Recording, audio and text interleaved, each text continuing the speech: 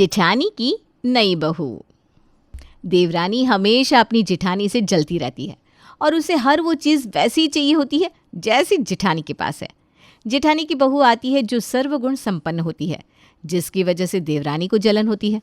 देवरानी भी अपने लिए वैसी ही बहू लाने जाती है, लेकिन मामला उल्टा पड़ जाता है। सुबह के समय सब लोग नाश्ता करने बैठे हैं, तभी जेठ जी अपने बेटे राजेश शर्मा की शादी की बात छेड़ते हैं और ये भी बताते हैं कि राजेश के लिए एक बहुत अच्छा रिश्ता आया है। ये सुनकर सब लोग बहुत खुश हो जाते हैं, सिवाय रीना के।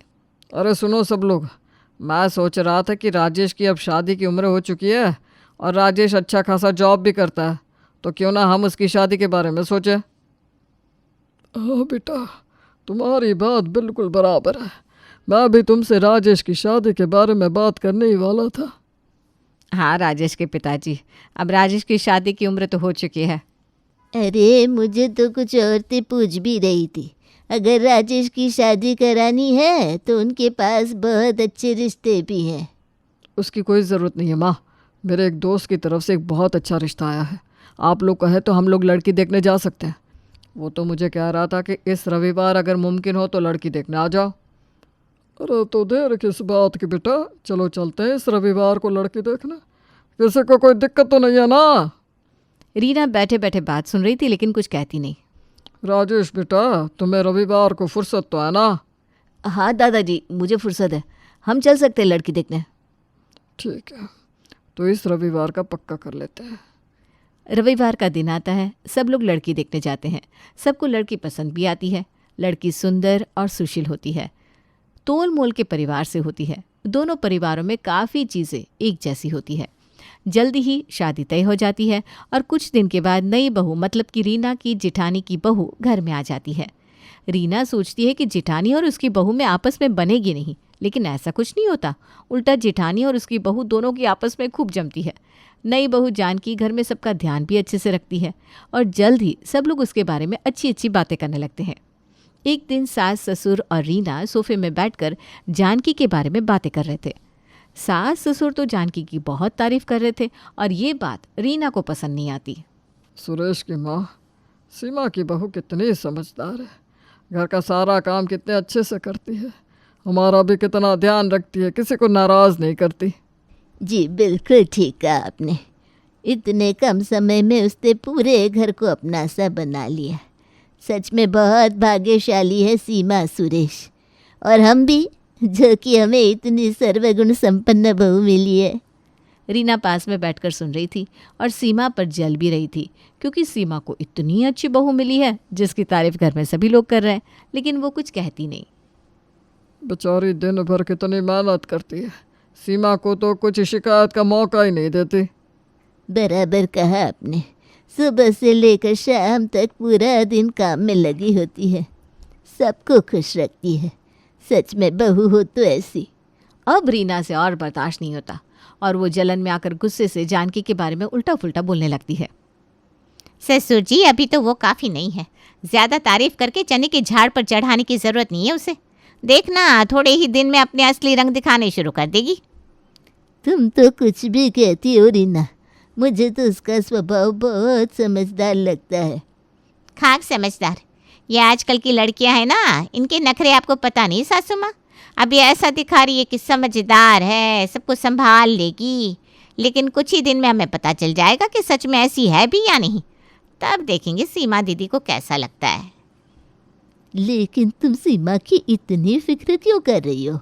तुम्हारा भी तो एक बेटा है, अब तो नौकरी भी करने लगा है, तुम उसकी शादी के बारे में सोचो ना, फिर देखते हैं तुम्हारी नई बहू कैसी होती है। हाँ ज़रूर सोचूंगी, और मैं जानकी से भी ज़्यादा अच्छी बहू लाके दिखाऊंगी, देखना आप। वो तो बाद में देखा जाएगा, पहले तुम ये तो देख लो कि तुम्हारा बेटा अमित अभी शादी करने के लिए तैयार है भी कि नहीं, बाकी चीज़ें बाद में देख लेंगे। क्यों नहीं तैयार होगा, आज न कल उसे शादी तो करनी होगी। वैसे भी जितनी जल्दी शादी करेंगे उतना ज़्यादा अच्छा होगा। मैं आज ही अमित से और उसके पिताजी से अमित की शादी के बारे में बात करती हूँ। शाम को रीना के पति राकेश और बेटा अमित घर आने के बाद रीना दोनों से अमित की शादी के बारे में बात करती है। अमित के पिताजी तो अमित की शादी के बारे में ज़्यादा अनुकूल नहीं होते, लेकिन रीना अमित को शादी के लिए मनाने का बहुत प्रयास करती है। अमित उन्हें बताता है कि वो उन्हें सोचकर बताएगा। शाम को जब अमित और उसके पिताजी घर आते हैं। अमित के पिताजी और अमित, देखो मुझे आप दोनों से एक ज़रूरी बात करनी है। हाँ बोलो माँ। अमित, अब तो तुम्हारी नौकरी लग गई है और राजेश की भी शादी हो चुकी है, तो मैं ये सोच रही थी क्यों ना हम तुम्हारी भी शादी करवा दें। क्यों जी, आपका क्या ख्याल है इस बारे में? मुझे लगता है कि हमें अमित की राय भी जाननी चाहिए इस बारे में। अमित बेटा बताओ क्या ख्याल है तुम्हारा? नहीं पिताजी, अभी नहीं। मुझे इतनी जल्दी शादी नहीं करनी। अभी अभी तो मेरी नौकरी लगी है। अभी तो मुझे अपने करियर पर ध्यान देना है। करियर होता रहेगा बेटा, हमने कब तुम्हें करियर करने से रोका है? शादी कर लो और करियर भी बनाते रहो। माँ मुझे अभी बहुत कुछ सीखना है। शादी के बाद तो घर की जिम्मेदारियाँ बढ़ जाएगी। अभी अकेला हूँ तो करियर पर अच्छे से ध्यान दे पाऊँगा। देखो अमित बेटा, राजेश ने शादी कर ली है तो तुम्हें भी शादी कर लेनी चाहिए अब। माँ मेरे और राजेश भैया की उम्र में 4 साल का फ़र्क है। मैं भी 2-3 साल के बाद शादी कर ही लूँगा। 2-3 साल बहुत ज़्यादा है बेटा, उतने में तो तुम्हें बच्चे हो जाएंगे। सीमा दीदी को देखो, घर में बहू आने से उसके सारे काम हल्के हो गए। अब तुम भी ना अब जल्दी से शादी कर लो ताकि मेरी भी बहू आ जाए। हाँ बेटा, माँ इतना कह रही है तो ज़रा सोचे इस बारे में। आखिर माँ तुम्हारी भलाई के लिए तो कहेगी, है ना? हम तो तुम्हारा भला ही चाहते हैं। ठीक है पिताजी, मुझे सोचने के लिए कुछ समय दीजिए। मैं आपको इस बारे में सोचकर बताता हूँ। ठीक है बेटा, जैसे तुम्हारी मर्ज़ी। यहाँ पर घर वालों का जानकी की तारीफ करना शुरू ही रहता है। सीमा और उसकी बहू जानकी के बारे में रीना की ईर्ष्या दिन ब दिन बढ़ती जा रही थी। एक दिन शाम को खाने पर सब लोग जानकी ने जो खाना बनाया था उसके लिए उसकी बहुत तारीफ करते हैं। रीना को बहुत गुस्सा आता है और वो सोचती है कि अब अमित की शादी की बात अमित से फिर से करनी पड़ेगी, नहीं तो अमित तो शादी के बारे में कुछ सोचेगा ही नहीं। शाम को खाने के वक्त। वाह जानकी बेटा, खाना तो बहुत बढ़िया बना है। ये पनीर की सब्जी तो बहुत शानदार बनी है। सच में जानकी, खाना बहुत स्वादिष्ट बना है। सीमा काफ़ी भाग्यशाली हो जो इतनी अच्छी बहू मिली है। रीना को ये सुन के बहुत गुस्सा आता है, लेकिन वो कुछ कहती नहीं। आप सच कह रही हैं सासू माँ, जानकी जैसी बहू तो ढूंढ कर भी नहीं मिलेगी। कितना ख्याल रखती है जानकी सबका। सच में मैं बहुत भाग्यशाली हूँ। रीना और गुस्सा हो जाती है। दूसरे ही दिन रीना अपने बेटे अमित और पति राकेश से अमित की शादी की बात करती है। राकेश भी अमित को शादी करने के बारे में समझाता है। आखिरकार अमित मान ही जाता है। जब लड़की के बारे में बात होती है तो अमित उन्हें बताता है कि उसने पहले से ही अपने लिए लड़की पसंद कर ली है और वो उसी से शादी करना चाहता है। जब रीना उस लड़की के बारे में अमित से और जानकारी लेती है तो पता चलता है कि लड़की बड़े घर से है। रीना को ये बात पसंद तो नहीं आती और वो उस लड़की का ये कहकर विरोध करती है कि बड़े घर की लड़की है तो घर का काम नहीं करेगी, लेकिन अमित नहीं मानता और आखिरकार रीना को अमित की बात माननी पड़ती है। शाम को अमित और उसके पिताजी घर आते हैं। उसके बाद रीना उन दोनों से बात करती है।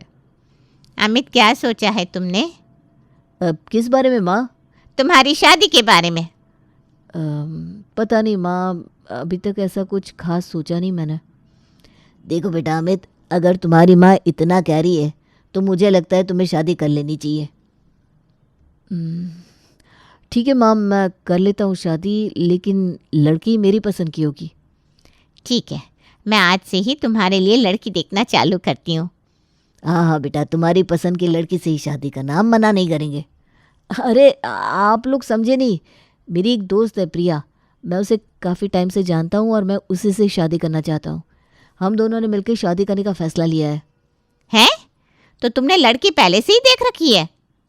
कुछ ऐसा ही माँ। लड़की कहाँ से है, उसके माता पिता क्या करते हैं? उसके पिताजी का एक बहुत बड़ा कपड़ों का कारखाना है। मतलब लड़की बड़े घर की है? जी पिताजी। तो हमारे छोटे घर में एडजस्ट कैसे कर पाएगी बेटा? कर लेगी पिताजी। क्या तुम्हें सच में लगता है कि वो इस घर की जिम्मेदारियां निभा पाएगी? हमें तो कोई घरेलू लड़की चाहिए जो इस घर को संभाल सके, जैसे कि जानकी। माँ लेकिन मुझे प्रिया ही पसंद है। मैं शादी करूँगा तो प्रिया से ही करूँगा। अमित, तुम समझते नहीं हो।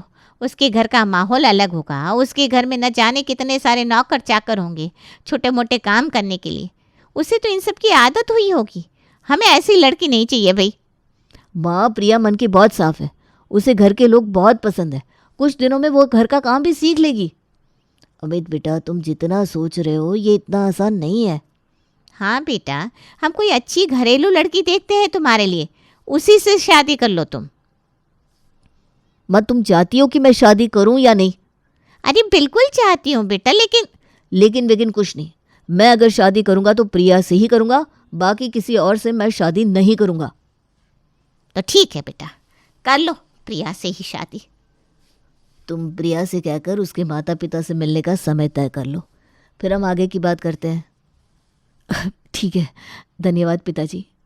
अमित का परिवार प्रिया के परिवार से मिलने जाता है। दोनों परिवारों की शादी के लिए हाँ हो जाती है। कुछ ही दिन में अमित और प्रिया की शादी हो जाती है। रीना को लगता है कि प्रिया जानकी की तरह पूरे घर को संभाले, लेकिन प्रिया तो बस अपने में ही लगी रहती है। ना ही वो किसी के लिए खाना बनाती है, ना ही किसी के लिए चाय बनाती है।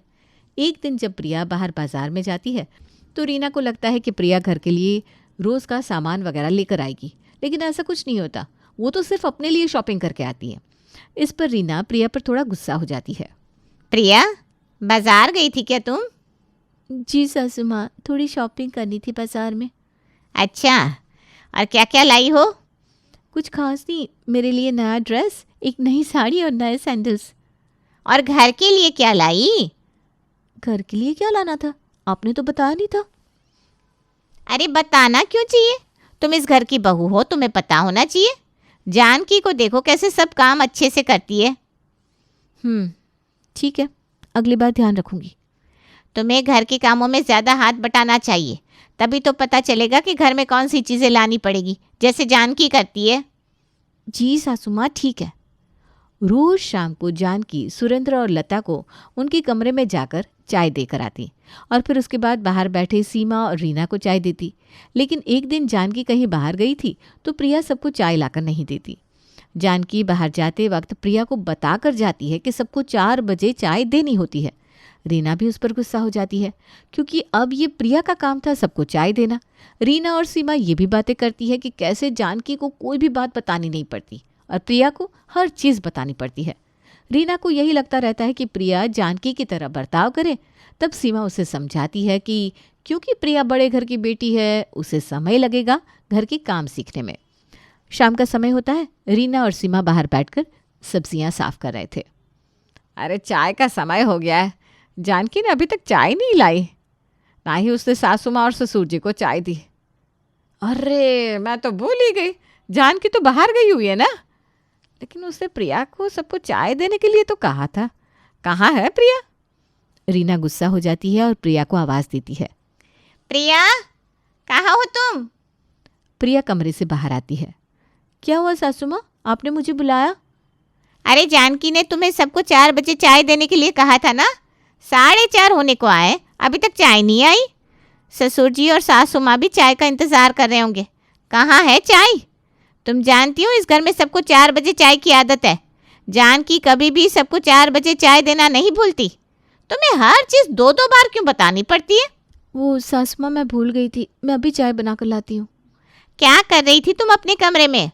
कुछ नहीं सासू माँ, फ़ोन पे बात कर रही थी। कहा ना अभी लाती हूँ चाय बनाकर। ये कहकर प्रिया चाय बनाने चली जाती है। इस प्रिया को ना हर चीज़ बतानी पड़ती है। जानकी को देखो, कोई भी चीज़ बतानी नहीं पड़ती, हर काम कितने अच्छे से करती है। मैं तो अमित से कह रही थी मत करो बड़े घर की लड़की से शादी, लेकिन अमित सुने तब ना।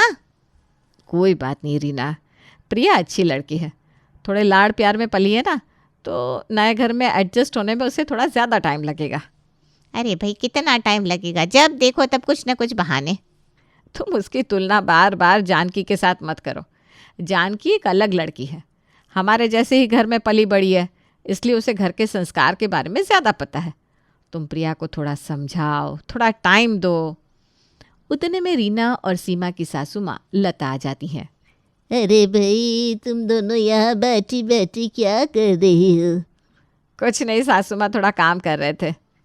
ससुर जी पूछ रहे हैं 4:30 होने को आए, आज चाय मिलेगी कि नहीं? बस 2 मिनट में प्रिया ला रही है। तुम्हें पता है ना, ससुर जी को ठीक 4 बजे चाय लगती है। तुमने प्रिया को बताया नहीं? बताया था सासू माँ, मैं माफ़ी चाहती हूँ। बस अभी 5 मिनट में चाय आ जाएगी।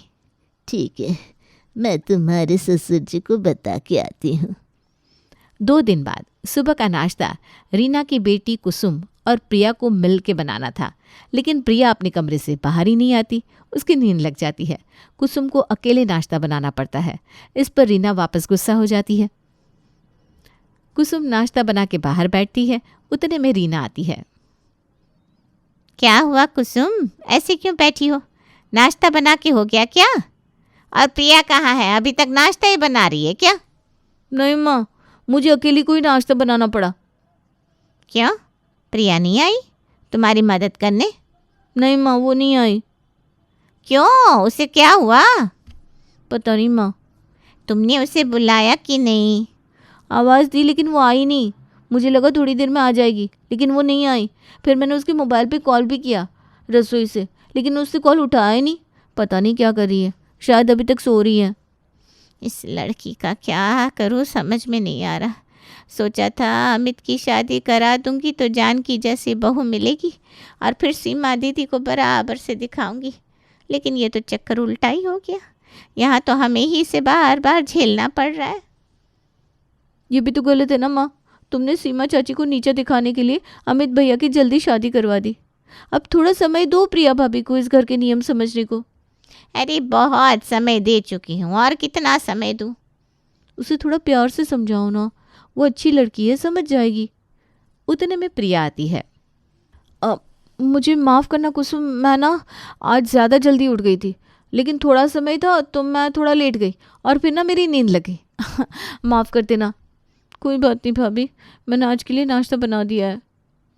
देखो प्रिया, मैं जानती हूँ तुम्हारे घर में नौकर चाकर थे, इसलिए तुम्हें घर के कामों की आदत नहीं होगी, लेकिन इस घर में हमें सब काम खुद ही करने पड़ते हैं।